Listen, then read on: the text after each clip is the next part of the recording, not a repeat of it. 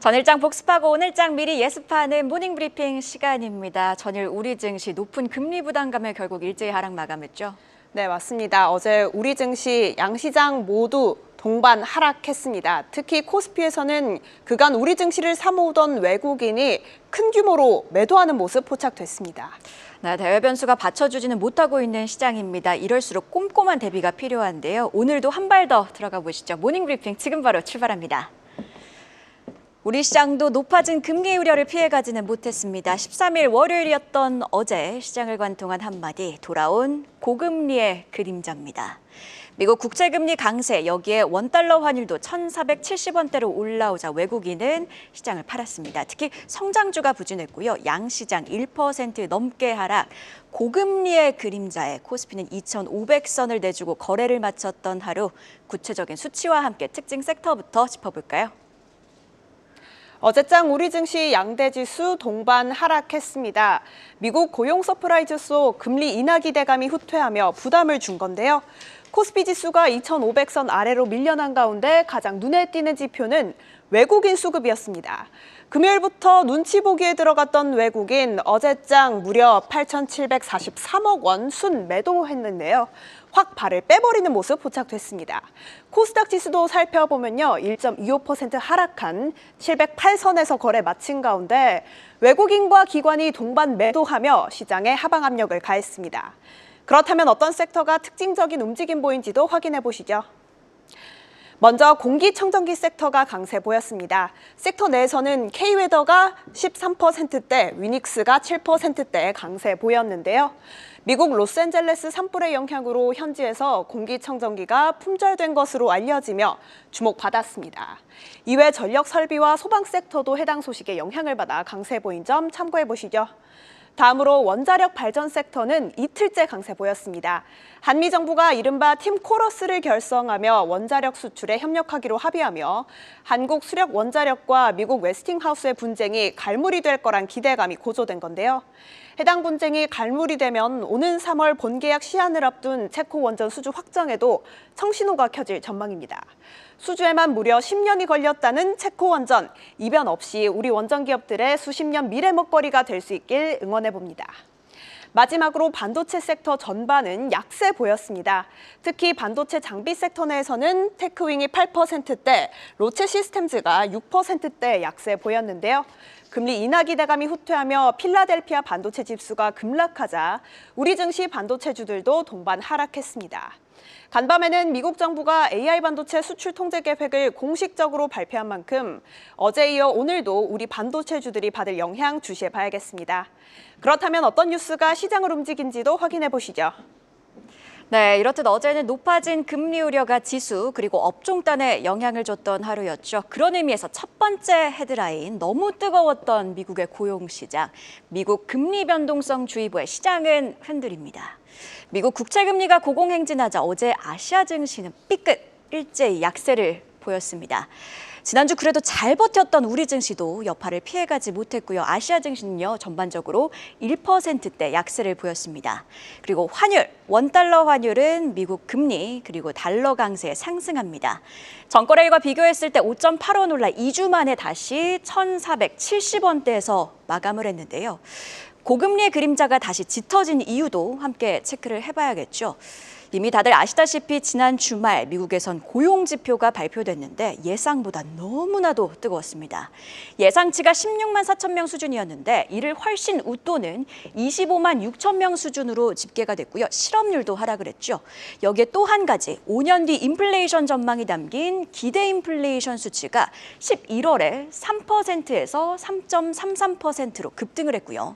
역시 올해 금리 인하가 예상보다는 많지 않을 거란 전망에 힘을 실어줬습니다. 특히 글로벌 IB들이요, 올해 미국 금리 인하 전망을 축소했고요. 뱅크 오브 아메리카는 올해 금리 인하는 이미 종료됐다고 보기도 했습니다. 이에 10년물 국채금리가 4.77%를 돌파, 간밤에는 4.79%까지 올라왔죠. 아이러니하게도 경기가 좋다 보니 증시는 좋지 못한 상황인 겁니다. 자, 그런데 말입니다. 미국 금리가 요동치는 또 다른 이유, 여기에는 숨은 범인이 있습니다. 바로 트럼프인데요. 관세 정책으로 리플레이션, 즉 경기 회복세를 보이면서 점점 물가가 점진적으로 오르는 상태에 대한 우려감들이 커지고 있고요. 그리고 트럼프 2기 행정부의 정책, 크게 보면 감세와 그리고 재정 적자 확대로 나뉩니다. 결국 국채 발행은 늘게 되다 보니 채권 시장 불확실성도 커지고 있는 상황인데요. 신한투자증권은요, 이런 불확실성이 기간 프리미엄, 그러니까 투자자들이 만기가 긴 채권에 요구하는 추가 수익률의 상승으로 이어졌다고 진단을 하기도 했습니다.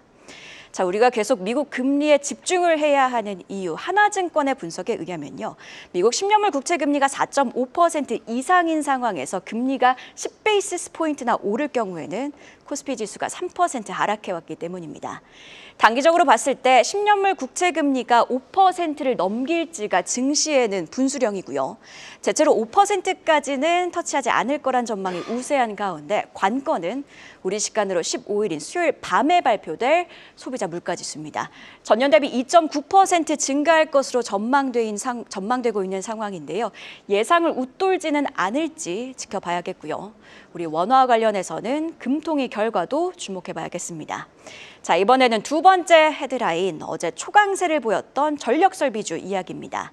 미국 LA 초대형 산불 사태, 전력망 복구 수요 확대 전망입니다. 마음 아픈 소식이 전해졌죠. 미국 LA에 산불이 발생했고 진화에 어려움을 겪고 있습니다.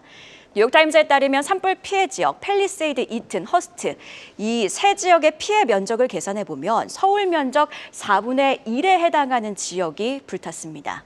재산 피해, 인명 피해가 큰 상황이라 하루빨리 산불 사태가 진정되길 진심으로 바랍니다. 다시 시장 관점에서 이야기를 좀 해보면요. 우리 시장에서는요, 전력 설비주들이 강했습니다.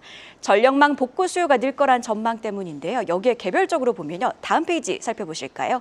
세명전기와 재룡산업, 한국전기공업 협동조합과 각각 222억 원 그리고 167억 원 규모의 공급 계약을 체결을 했고요. 이렇게 개별 수주 소식도 더해지면서 두 종목은요, 상한가 터치했습니다. 이외에도 개별 종목단에서는요, 대원전선은 LA전력청과 변압기 테스트를 마친 점이 부각이 됐고요. 제일일렉트릭은 북미 최대 에너지사인 이튼의 협력사인 점도 부각이 되면서 강세를 보였습니다. K전력기기 이번 사태 전부터 이미 잘 나갔죠. 슈퍼사이클 초호황기를 맞았습니다. 관련해서 NH투자증권은 특히 데이터 센터 전력 수요가 2028년까지 연평균 13%에서 27% 성장할 것이라고 전망했고요. 이에 전력기기 밸류체인의 전방위적인 수혜를 언급하기도 했습니다. IBK투자증권도 중장기적인 성장 가능성과 함께 특히 송전용 초고압 변압기 시장에서의 공급자 우위가 지속될 것이라고 전망을 하고 있습니다. 이에 HC현대일렉트릭과 효성중공업이 유리하다고 진단을 하기도 했는데요. 여기에 전력설비 전선업계는 트럼프 무풍지대로도 통하고 있습니다. 단기적으로 봤을 때 실적도 긍정적입니다. K전력기기 3사, 효성중공업, HC현대일렉트릭 그리고 LS일렉트릭의 4분기 영업이익 전망을 살펴보면요. 효성중공업은 전년 대비 93% 증가, HC현대일렉트릭은 전년 대비 72%, LS일렉트릭은 31%나 성장했을 것으로 전망되고 있습니다. 자, 그런데 말이죠. 급하게 먹으면 꼭 배탈이 납니다. 시총이 낮아 빠르게 급등한 종목은요, 급락도 빠르다는 점, 즉 변동성이 클 수도 있다는 점은 꼭 유의하셔야겠습니다. 자, 그럼 오늘 장도 대비해 보시죠. 어제 장 마감 이후에 나온 공시와 오늘의 주요 일정입니다. 장 마감 이후에 나온 공시부터 체크해 보도록 하겠습니다. 우선 수성웹툰이 연결 영업실적 전망을 발표했습니다. 올해인 2025년 총 178억 원의 영업이익을 기록할 것이라 전망했는데요. 수성웹툰은 지난해 3분기 기준 누적 영업 손실 8억 원을 기록한 바 있는 만큼 턴어라운드에 대한 기대감이 고조되며 시간외에서 4%대 강세 보였습니다. 다음으로 인벤티지랩은 약 148억 원 규모의 자금을 조달한다고 밝혔습니다. 100억 원 규모의 제3자 배정 유상증자와 함께 48억 원 규모의 전환사채권 발행을 결정한 건데요. 해당 공시에 힘입어 인벤티지랩 시간외에서 2%대 강세 보였습니다. 한편 이수 스페셜티 케미컬은 장 마감 후 중국 석유 유한공사와 230억 원 규모의 공급 계약을 체결했다고 공시했습니다. 이는 최근 매출액 대비 19.6%에 해당하는 규모인데요. 해당 공시에 이수 스페셜티 케미컬 또한 시간외에서 2%대 강세 보였습니다. 마지막으로 오늘의 주요 일정도 확인해 보겠습니다. 먼저 미국 노동부가 12월 생산자 물가지수 PPI를 발표합니다. 우리 시간으로는 오후 10시 30분에 발표될 예정인데요. 최근 금리 인하 기대감이 줄어들고 있는 가운데 이번에 발표될 PPI가 예상치를 웃돌 경우 자칫 기름을 부을 수 있으니 관심 있게 지켜봐야겠습니다. 다음으로 미용 의료기기 기업 아스테라시스의 공모 청약이 시작됩니다. 공모가는 밴드 상단인 4,600원에 확정됐고요. 주관사는 DB금융투자입니다. 마지막으로 오늘 3빌리언의 보호예수가 해제됩니다. 해제되는 물량은 약 550만 주로 이는 전체의 약 17.64%에 해당하는 규모인데요. 3빌리언 주주분들은 주가 변동성에 유의하셔야겠습니다. 이렇게 공시와 일정까지 확인해 봤습니다. 네, 오늘은 변동성 확대냐 아니면 관망이냐의 하루가 될 것으로 보입니다. 간밤 뉴욕 증시에서는 금리와 달러가 강세를 지속했죠. 이는 변동성 확대로 이어질 수 있는 재료입니다. 다만 그래도 미국 증시 상장 한국 ETF는 0.06% 약보합권에서 마감을 했고요. 이외에도 야간 선물도 거의 변동이 없었는데요. 이미 변동성을 반영했다고 판단해 줄지 함께 우리 시장 지켜보시죠. 한 발 더 들어가는 투자인사이트 모닝브리핑이었습니다. 계속해서 다양한 경제 이슈를 알고 싶다면 구독과 좋아요, 알림 설정 부탁드립니다. AI 캐스터 권미정이었습니다.